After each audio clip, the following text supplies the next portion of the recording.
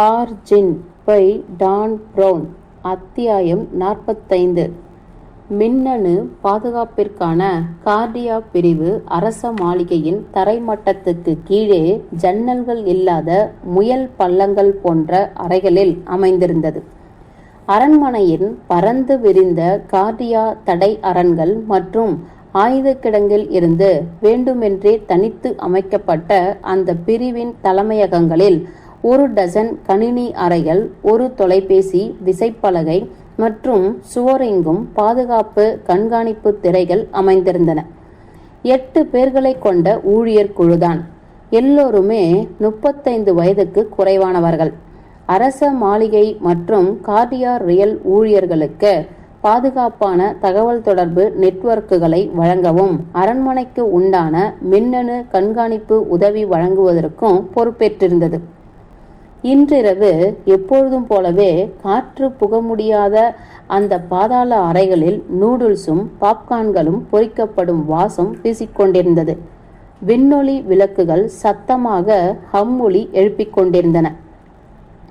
என்னுடைய அலுவலகத்தை இங்கே அமைத்து தரும்படிதான் கேட்டிருந்தேன் என்று மார்ட்டின் நினைத்து கொண்டாள். இருப்பினும் மக்கள் தொடர்பு PR ஒருங்கிணைப்பாளர் என்பது நேரடி கார்டியா பதவி அல்ல. மார்ட்டினின் வேலைக்கு சக்தி வாய்ந்த கணிப்பொறிகளை அணுக தெரிந்திருக்க வேண்டும் என்பதுடன் தொழில்நுட்ப அனுபவமும் இருந்தாக வேண்டும். அவ்வகையில் ஒன்றுமே இல்லாத மேல்தள அலுவலகத்தை காட்டிலும் மின்னணு பாதுகாப்பு பிரிவுதான் அவளுக்கு தர்க்க ரீதியாக சரியான இடமாக தோன்றியது. இன்றிரவு மார்ட்டின் நினைத்து கொண்டாள், இருக்கின்ற எல்லா தொழில்நுட்பங்களும் எனக்கு தேவைப்படும்.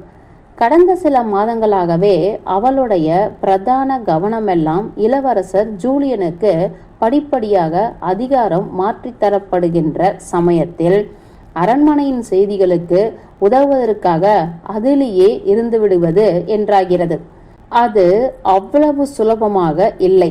தலைவர்களுக்கு இடையிலான நிலைமாற்றமானது முடியாட்சிக்கு எதிராக பேசுவதற்கான சரியான வாய்ப்பை போராட்டக்காரர்களுக்கு வழங்கியிருந்தது. ஸ்பானிஷ் அரசியலமைப்பின்படி முடியாட்சிதான் ஸ்பெயினின் நீடித்த ஒற்றுமை மற்றும் நிலைத்தன்மையின் குறியீடாக இருக்கிறது. ஆனால் இப்பொழுது வரை ஸ்பெயினின் ஒன்றுபட்ட தன்மை என்று எதுவுமே இல்லை என்பதை மார்ட்டின் அறிவாள். 1931 இரண்டாவது குடியரசானது இந்த முடியரசின் முடிவை குறிப்பிட்டது. பின்னர் 1936 ஜெனரல் பிராங்கோவின் எழுச்சியானது நாட்டை உள்நாட்டு போருக்கு இட்டுச் சென்றது. இன்று எப்படியானாலும் பழம் முறையிலேயே அமைக்கப்பட்ட இந்த முடியாட்சிதான் தாராளவாத ஜனநாயகமாக கருதப்படுகிறது.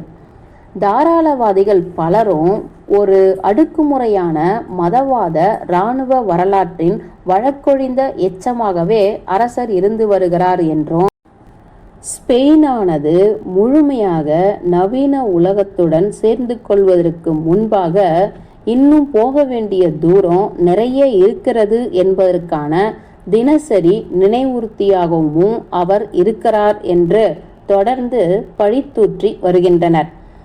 இந்த மாதம் மோனிகா மார்ட்டின் அனுப்பிய செய்திகளில் அரசரை உண்மையான அதிகாரமற்ற அன்புக்குரிய சின்னமாக மட்டுமே காட்டுகின்ற வழக்கமான சித்தரிப்புகளும் அடங்கியிருந்தன.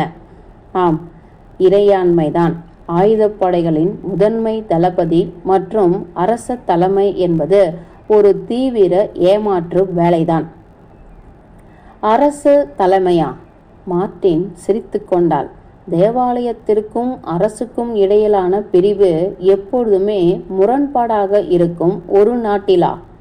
நோயுற்ற அரசருக்கு பிஷப் வால்டஸ்பினோவிடம் இருக்கும் நெருங்கிய உறவு பல வருடங்களாகவே மதசார்பற்றவர்கள் மற்றும் தாராளவாதிகள் தரப்பினருக்கு ஒரு முள்ளாக உறுத்தி கொண்டிருக்கிறது.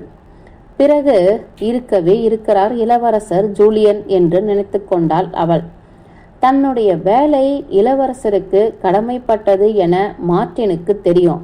ஆனால் அவர் சமீப நாட்களில் அந்த வேலையை மிகவும் சிக்கலானதாக ஆக்கிவிட்டார் என்பது மட்டும் நிச்சயம். சில வாரங்களுக்கு முன்னர்தான் மார்ட்டின் இதுவரை கண்டதிலேயே மிக மோசமான மக்கள் தொடர்பு விவகாரம் ஒன்றில் பெரும் முட்டாள்தனமான ஒன்றை இளவரசர் செய்திருந்தார். தேசிய தொலைக்காட்சியில் முழங்காலிட்டு அமர்ந்த இளவரசர் ஜூலியன் கேலிக்கு இடமான வகையில் ஆம்ராவைலிடம் திருமண கோரிக்கை வைத்திருந்தார். மிகுந்த எரிச்சலூட்டிய அந்த தருணத்தில் ஆம்ராவைடல் அவரை திருமணம் செய்து கொள்ள மறுத்திருந்தால் அது வேறு எதையும் விட மிகப்பெரிய சங்கடத்தை ஏற்படுத்தியிருக்கும். நல்ல வேளையாக அப்படி செய்யாதிருக்கும் நல்லறிவு அவளுக்கு இருந்திருக்கிறது. துரதிர்ஷ்டவசமாக அதன் பிறகுதான் ஜூலியன் எதிர்பாராததை காட்டிலும் ஆம்ராவைடல் அவனுடைய கைக்குள் அடங்காதவள் என்பது தெரிய வந்தது. இந்த மாதத்தில் அவளுடைய வழக்கத்திற்கு மாறான நடத்தையால் ஏற்பட்ட விளைவுதான் மார்ட்டினின் அக்கறைக்குரிய முதன்மை வேலைகளில் ஒன்றாக இருந்தது. ஆனாலும் இன்றிரவு ஆம்ராவின் விவேகமற்ற செயல்கள் எல்லாமே மறக்கப்பட்டு விட்டதை போல் தோன்றியது.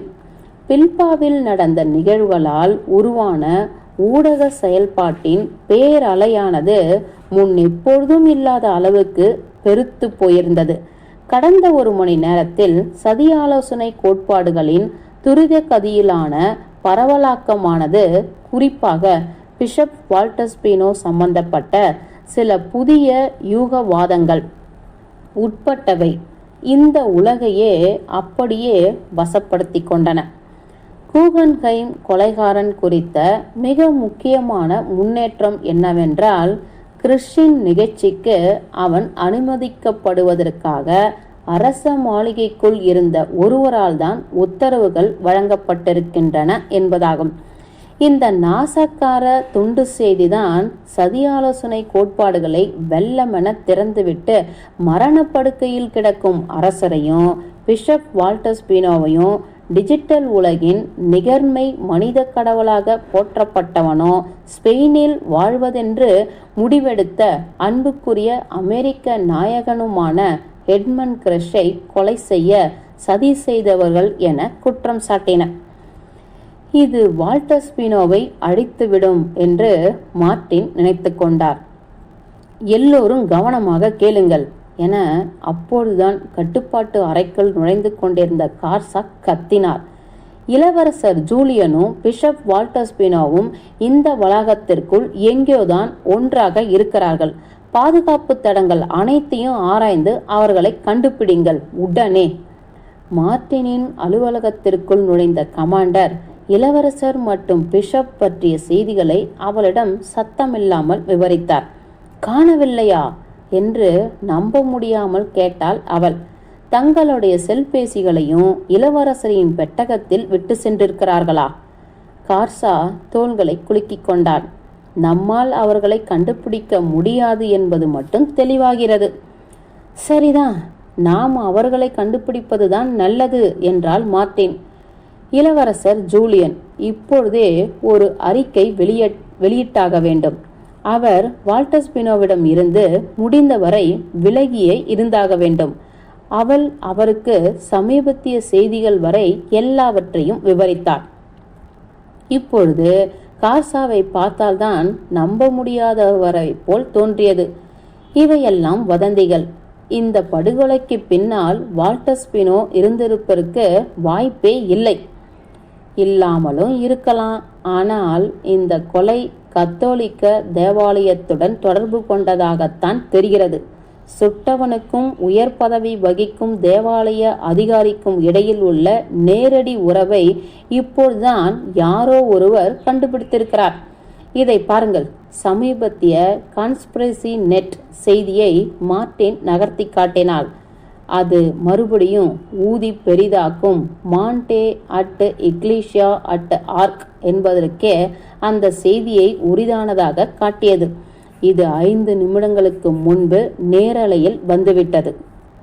கார்சா கீழே குனிந்து அந்த செய்தியை படிக்க ஆரம்பித்தார். போப்புடன் அவர் போராடினார். எவிலாவுக்கு தனிப்பட்ட தொடர்பு இருக்கிறது. தொடர்ந்து படிங்கள். கார்சா படித்து முடித்தபோது அதன் திரையில் இருந்த பின்னால் சென்ற அவர் தன் கண்களை திரும்ப திரும்ப சிமிட்டிக் கொண்டார்.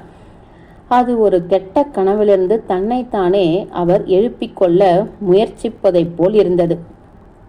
அந்த தருணத்தில் கட்டுப்பாட்டு அறையில் இருந்து ஒரு ஆண் குரல் அழைத்தது, கமாண்டர் கார்சா, அவர்களை கண்டுபிடித்து விட்டோம்.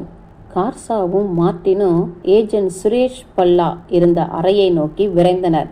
இந்தியாவில் பிறந்தவரான சுரேஷ் தான் தன்னுடைய கண்காணிப்பு காட்சி திரையில் இருந்து சுட்டிக்காட்டிய கண்காணிப்பு நிபுணர். அவர் காட்டிய காட்சியில் 2 உருவங்கள் புலப்பட்டன. அதில் ஒன்று படபடக்கும் பிஷப்பின் மேலாடை, மற்றொன்று ஒரு அதிகாரப்பூர்வ உடை.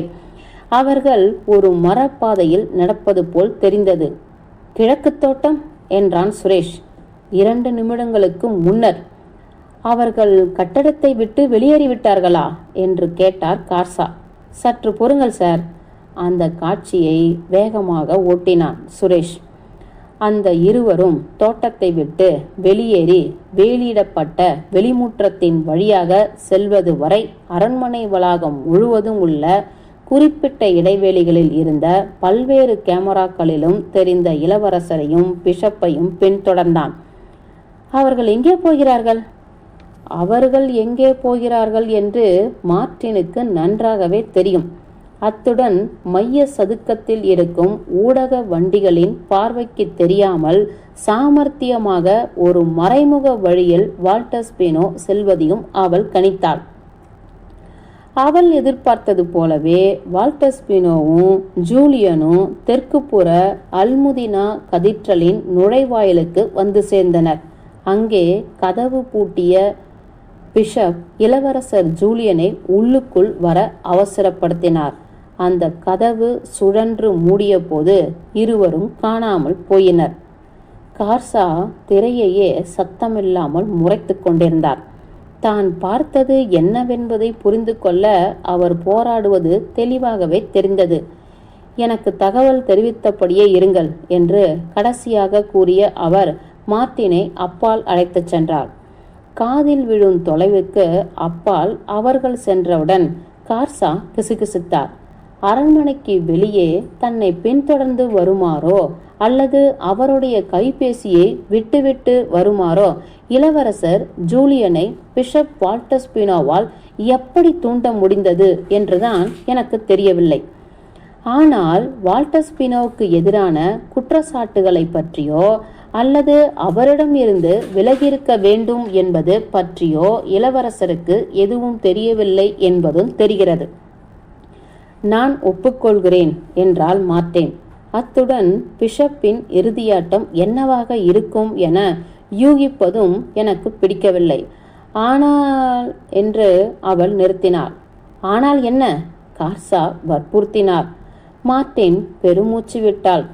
மிகவும் மதிப்புமிக்க ஒரு பிணை கைதியை வால்டர் ஸ்பினோ கூட்டி செல்வது போல் தெரிகிறது. வடக்கே 250 மைல்கள் தள்ளி கூகன்ஹைம் மியூசியத்தின் மையப்பகுதிக்குள்ளே ஏஜென்ட் போன்சேகாவின் தொலைபேசி சத்தமிடத் தொடங்கியது. 20 நிமிடங்களில் இது 6வது முறை. அவர் அழைத்தவரின் அடையாளத்தை பார்த்தபோது தன்னுடைய உடல் விரைத்து கொண்டதை உணர்ந்தார். ஹலோ என்று பதிலளித்த அவருடைய இதய துடிப்பு எகிரி போயிருந்தது. அந்த இணைப்பில் இருந்த குரல் ஸ்பானிஷில் மெதுவாகவும் அளந்தும் பேசியது. உங்களுக்கு நன்றாக தெரிந்திருக்கும் ஏஜென்ட் போன்சேகா, ஸ்பெயினின் எதிர்கால ராணி இன்று மாலை பயங்கரமான முறையில் சில தவறான அடிகள் எடுத்து வைத்திருக்கிறார். தன்னை சில தவறானவர்களுடன் சேர்த்து கொண்டு அரச மாளிகைக்கு குறிப்பிடும்படியான தலைக்குனிவை ஏற்படுத்தியிருக்கிறார். மேற்கொண்டு சேதங்கள் எதுவும் ஏற்படாதிருக்கும் வகையில் முடிந்தவரை சீக்கிரமாக அவரை நீங்கள் அரண்மனைக்கே திருப்பி அழைத்து வர வேண்டியது மிகவும் முக்கியம். இத்தருணத்தில் மிஸ் வைடல் இருக்குமிடம் தெரியவில்லை என்பதுதான் பயமாக இருக்கிறது. 40 நிமிடங்களுக்கு முன்னர் தான் எட்மண்ட் கிரஷின் ஜெட் விமானம் பில்பா விமான நிலையத்தில் இருந்து புறப்பட்டு பார்சிலோனுக்கு சென்று கொண்டிருக்கிறது என அந்த குரல் தெரிவித்தது. மிஸ் வெய்டல் அந்த விமானத்தில் தான் இருக்கிறார் என்று நினைக்கிறேன். உங்களுக்கு எப்படி தெரியும்? என்று போன்சேகா சட்டென்று கேட்டுவிட்டார். பிறகு உடனடியாக தன்னுடைய அதிக பிரசங்கித்தனமான தோணிக்காக வருத்தப்பட்டார். நீங்கள் உங்களுடைய வேலையை செய்திருந்தீர்கள் என்றால் என்று அந்த குரல் கூர்மையாக பதில் கூறியது. உங்களுக்கும் அது தெரிந்திருக்கும். நீங்களும் உங்களுடைய கூட்டாளியும் உடனடியாக அவரை பின்தொடர்ந்தாக வேண்டும். இச்சமயத்தில் உங்களுக்காக ஒரு இராணுவ விமானம் பில்பா விமான நிலையத்தில் தயாராக இருக்கும். மிஸ் வைடல் அந்த ஜெட்டில் தான் இருக்கிறார் என்றார் போன்சேகா. அவர் அநேகமாக அந்த அமெரிக்க புரொஃபசர் ராபர்ட் லிங்டனுடன் தான் பயணித்து கொண்டிருக்க வேண்டும். ஆமாம் என்று வேகமாக கூறினார் அழைத்தவர். மிஸ் வைடல் தன்னுடைய பாதுகாப்பை கைவிட்டு வருமாறு அந்த ஆள் எப்படி அவரை தூண்டியிருப்பார் என்று எனக்கு தெரியாது. ஆனால் மிஸ்டர் லிங்டன் நிச்சயம் தண்டனைக்குரியவர். மிஸ் வைடலை கண்டுபிடித்து தேவைப்பட்டால் வலுக்கட்டாயமாகவேனும் திரும்பி அழைத்து வருவதுதான் உங்களுக்கான வேலை. லிங்டன் இதில் குறுக்கிட்டா? அங்கே ஒரு கனத்த அமைதி நிலவியது. இணை அழிவை குறைப்பதற்கு உங்களால் முடிந்ததை செய்யுங்கள் என்றார் அழைத்தவர். ஆனால் புரொஃபசர் லிங்டன் ஏற்றுக்கொள்ளக்கூடிய ஒரு பலிதான் என்பதற்கு இந்த பிரச்சனையே போதுமானது. அத்தியாயம் 45 முடிந்தது. Origin by Dan Brown. அத்தியாயம் 46. conspiracynet.com. அவசர செய்தி. கிரஷ் செய்தியே மைய நீரோட்ட செய்தியாகிவிட்டது.